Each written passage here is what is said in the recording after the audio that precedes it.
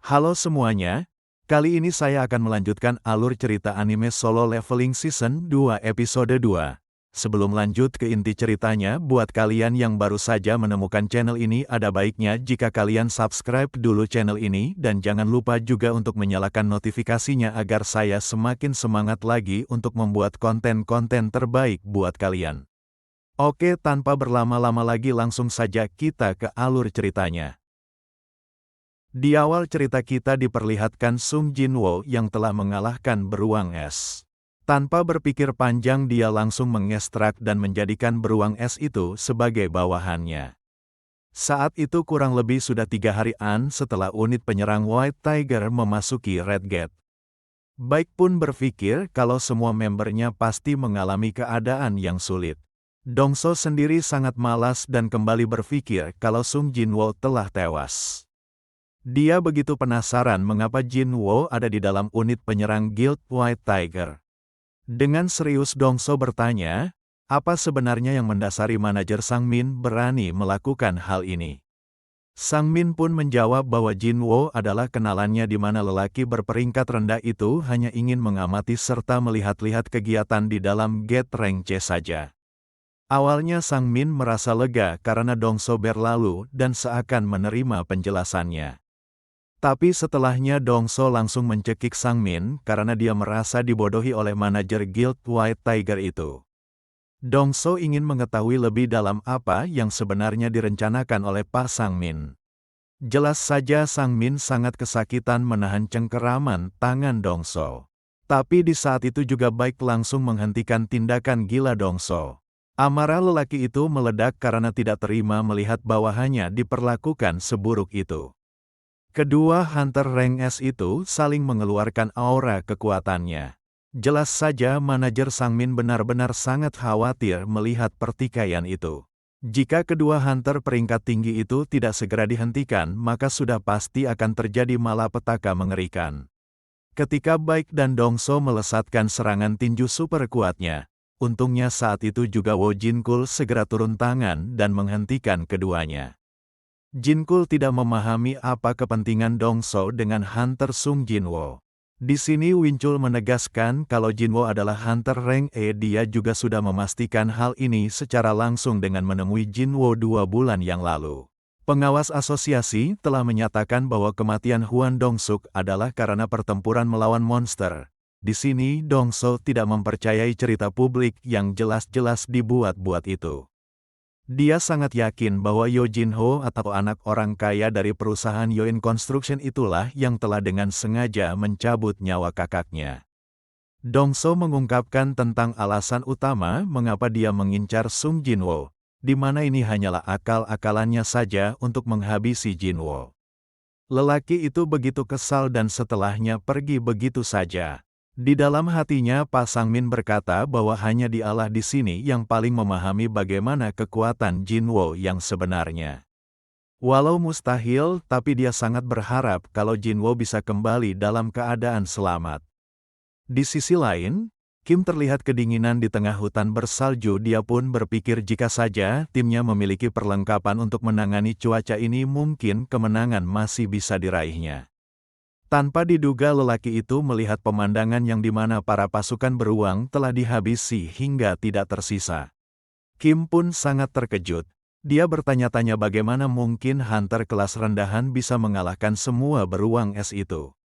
Hunter Kim lantas mengumpat dan berlari menyelamatkan diri. Setelah berjalan-jalan menyusuri hutan, Kim Chul sungguh tidak menyangka melihat hunter kelas rendahan masih bisa bertahan hidup dengan penuh kenyamanan. Amarahnya pun meledak parah setelah mengetahui kalau tim hunter rendahan memiliki perlengkapan bertahan hidup. Setelah itu dia pun berteriak dan mengumpat Heijin Soi dan Myungwan sembari berkata kalau timnya telah dihancurkan. Hal ini terjadi karena Kim dan timnya tidak memiliki perbekalan yang cukup memadai. Kim lantas bertanya siapakah yang telah menyembunyikan semua perlengkapan ini dan membiarkan semua rekan-rekannya tewas.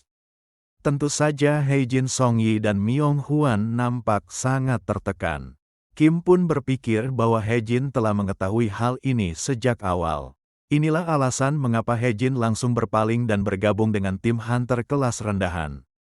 Kim Chul lantas mencabut pedangnya dan dia meminta pada ketiga orang di depannya itu untuk memberikan klarifikasi dalam 3 hitungan. Untungnya detik itu juga Jinwo muncul dan memukul Hunter Kim hingga terhempas begitu jauh. Pukulan Jinwo membuat Kim langsung pingsan. Jinwo terlihat kesal melihat Kim menyalahkan timnya, padahal semua ini terjadi karena ulah dan keputusan Kim Chul sendiri. Di sini Jinwo menyadari kalau ternyata selama ini Kim telah dibuntuti oleh para elf es yang bersembunyi dalam mode kamuflase. Semuanya pun begitu tegang setelah mengetahui fakta buruk ini. Bos elf yang bernama Baruka pun cukup terkejut setelah mengetahui kalau Jinwo bisa berbicara lancar dengannya. Jinwo sendiri begitu kaget karena dia baru saja menyadari skillnya ini. Dia pun berpikir kalau sistem telah membantunya dalam berkomunikasi, dikarenakan Jinwo bisa memahami bahasa monster. Baruka lantas berkata kalau ada anak buahnya yang menyadari kekuatan besar Jinwo. Oleh karena itulah anak buah Baruka itu ingin bertarung secara 1 lawan 1 dengan Sung Jinwo. Tanpa banyak basa-basi Jinwo langsung memenggal kepala si elf tersebut dengan belatinnya. Gerakan super cepat Jinwo tentu saja membuat Baruka sangat terkesan. Jinwo lantas menyerang Baruka walau serangannya meleset dan hanya menumbangkan kuda si bos elf itu. Di sini Baruka mengatakan hal yang cukup mencengangkan bagi Sung Jinwo. Di mana si bos itu yakin kalau Jinwo saat ini bukanlah manusia lagi. Baruka bahkan berpikir bagaimana bisa Sung Jinwo berpura-pura jadi bagian dari para manusia. Tentu saja pernyataan itu membuat Jinwo tidak mengerti. Baruka melanjutkan bahwa semua monster dapat mendengar suara bisikan di kepala mereka yang meminta untuk menghancurkan para manusia. Anehnya para elf sama sekali tidak mendengar hal itu saat melihat dan berhadapan dengan Sung Jinwo. Jinwo pun berpikir kalau mungkin yang dialami para elf itu agak mirip dengan arahan sistem miliknya. Para elf sebenarnya tidak ingin bertarung dengan Sung Jinwo, namun demikian mereka meminta Sung Jinwo untuk menyerahkan semua manusia yang ada di belakang lelaki tersebut. Jika Jinwo mau melakukannya, maka para elf tidak akan pernah mengusiknya lagi. Jinwo pun bertanya siapakah sebenarnya para elf es ini. Ketika Baruka menjawab pertanyaan tersebut, anehnya tubuh Baruka jadi tidak jelas hingga membuat Jinwo tidak mengerti.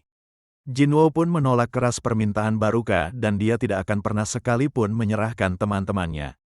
Baruka sungguh tidak mengerti dengan pola pikir Sung Jinwo. Jika Jinwo berani melawan para elf, maka itu adalah hal bodoh. Karena dia sendirian di sini. Jinwo langsung tersenyum dan setelah itu dia membangkitkan seluruh pasukan bayangannya. Tentu saja Hejin Songyi dan Myung Hwan benar-benar sangat kaget melihat banyaknya monster hitam keluar di balik bayangan Sung Jinwo. Baruka pun sangat kesal karena Jinwo meremehkannya. Dia lantas mengerahkan seluruh anak buahnya untuk menyerang yang langsung disambut oleh pasukan bayangan. Peperangan besar terjadi dengan begitu parah. Hejin membantu Songyi dan Myung Hwan untuk menyelamatkan diri. Bagaimanapun juga mereka hanya menghalangi dan tidak akan bisa membantu apa-apa dalam pertempuran besar ini. Ketika para archer hendak menembakkan panahnya pada Hejin dan yang lainnya, saat itu juga Sung Jinwo melesat dan membantai para archer tersebut. Dalam sekejap mata Jinwo mulai memahami mengapa para elf begitu percaya diri bertarung melawannya. Pasukan bayangannya memang tidak bisa mati, tapi regenerasinya memerlukan kekuatan sihir yang cukup besar meskipun mana Sung Jinwo lumayan banyak tapi pada akhirnya pasti akan habis juga. Selain itu Baruka adalah musuh yang sangat kuat dan mungkin lebih kuat dari Sung Jinwo. Bahkan jika Sung Jinwo bertarung dengan bantuan Igris, hal itu bukanlah jaminan dia bisa mengalahkan Baruka. Oleh karena itulah Jinwo membutuhkan sesuatu yang lebih kuat dari biasanya.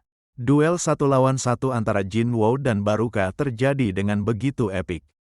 Baruka terus menekan Jinwo, sementara Jinwo mampu menghindar dan memberikan serangan balasan yang membuat Baruka semakin menggila. Bos elf itu pun memukul mundur Jinwo. Dia sangat senang karena sudah lama tidak menikmati pertarungan sehebat ini. Tetapi senyuman Baruka hanya sesaat karena para mage melepaskan meteor besarnya pada si bos elf tersebut.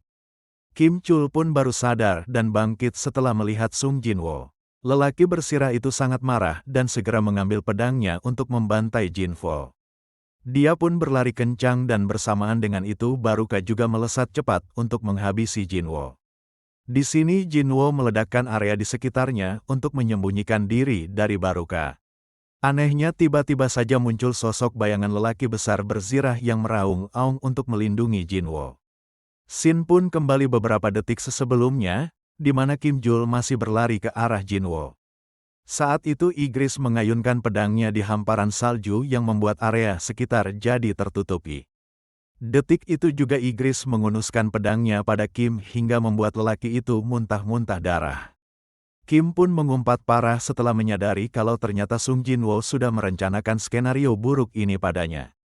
Tanpa membuang waktu, Jinwo langsung mengekstrak Kim Jul dan membangkitkan sosok bayangan besar dengan kekuatan super. Bayangan besar itu pun memukul mundur Baruka dengan kapaknya. Disinilah Sung Jinwo memberikan nama Iron pada makhluk tersebut. Ledakan amarah Iron membuat darah Baruka mendidih. Bos elf itu pun bertarung dan berniat menghancurkan Iron hingga berkeping-keping. Sementara itu di balik pepohonan hutan, Hejin, Song Yi dan Myung Hwan masih terus bersembunyi. Duel tidak lazim ini membuat mereka sangat bersyukur tidak terlibat secara langsung dalam peperangan itu. Untuk memuaskan hatinya, Baruka menantang Jinwo dan dua bayangan spesialnya untuk bertarung dan mengeroyoknya. Tentu saja Jinwo mengiyakan tantangan itu dan dia segera bergabung bersama Iron dan Igris. Hebatnya Baruka begitu tangguh dan sanggup menahan seluruh serangan. Baruka berniat menghabisi Iron karena raungannya memekarkan telinganya. Tapi detik itu juga Igris melesat dan mengayunkan pedang besarnya. Hal ini membuat Baruka tidak fokus hingga pertahanannya terbuka. Tanpa diduga Sung Jinwo sudah menusukkan belatinya pada tubuh Baruka. Tapi bos itu terlihat baik-baik saja dan kembali melesatkan serangan. Jinwo lantas melempar dan menarik Dirkenik Killer. Walau bisa dihindari oleh si Baruka, namun efek racunnya mulai bekerja dan membuat si Baruka melambat. Baruka lantas dikunci oleh Iron dan setelahnya pasukan mage membakar keduanya di dalam ledakan api yang sangat besar. Parahnya si Baruka masih saja bertahan walau Jinwo kembali menusukkan belatinya. Di sini Baruka baru benar-benar kaos setelah Iron menghempaskan kapak besarnya pada si bos elf itu. Jinwo pun meminta Iron tidak bertindak ngawur dan terus memukulkan senjatanya pada si Baruka. Hejin, Song Yi dan Myung Hwan begitu senang setelah Jinwo mengkonfirmasi kemenangan. Ditambah lagi detik itu juga gate jalan keluar muncul di hadapan mereka. Namun, sebelum kembali Jinwo ingin melakukan ekstraksi pada si Baruka. Saat ini di dunia luar waktu berjalan kurang lebih 1 minggu. Pa Sang Min meminta Baek Yun Ho untuk beristirahat. Namun Baek menolaknya, dia tidak akan pulang sebelum memastikan membernya dalam keadaan aman. Detik itu juga Red Gate berubah normal dan dua orang mulai keluar dari dalamnya. Baek pun begitu senang dan dia berharap kalau Hunter Kim yang muncul dari gate tersebut. Namun yang muncul adalah Hejin dan setelah itu diikuti oleh Jinwo dan Song Yi. Pa Sang Min pun begitu senang melihat Jinwo kembali. Setidaknya selama ini keyakinannya sudah benar-benar terbukti. Baek sendiri begitu terkejut menyaksikan gate di hadapannya telah tertutup sempurna. Dia pun menghentikan Sung Jinwo yang hendak mengantarkan Song Yi pulang ke rumahnya. Tapi Jinwo merasa lelah dan tidak ingin ditanya macam-macam. Dia pun meminta Baek menanyakan semua kejadian di dalam Red Gate pada dua anggotanya yang selamat. Tentu saja Baek tidak terima karena membernya tidak kembali sebanyak awalnya dan ini sudah menjadi kewajibannya untuk mencari tahu apa yang sebenarnya telah terjadi. Walau pernyataan Baek benar adanya, namun pada akhirnya dia meminta maaf karena Jinwo telah menyelamatkan dua membernya. Setelah Jinwo dan Song Yi berlalu, Baek meminta manajer Sang Min berusaha semaksimal mungkin untuk merekrut Sung Jinwo masuk ke dalam Guild White Tiger entah bagaimana caranya. Tentu saja Pa Sang Min akan menjalankan perintah Guild Masternya itu dengan penuh tanggung jawab. Setelah mengantarkan Song Yi pulang, Jinwo merasa kurang puas karena hanya bisa mendapatkan belati peninggalan Baruka. Baruka memiliki level yang sangat tinggi. Hal ini bisa diketahui karena si bos elf itu tidak bisa diekstrak meskipun sudah mencoba hingga 3 kali.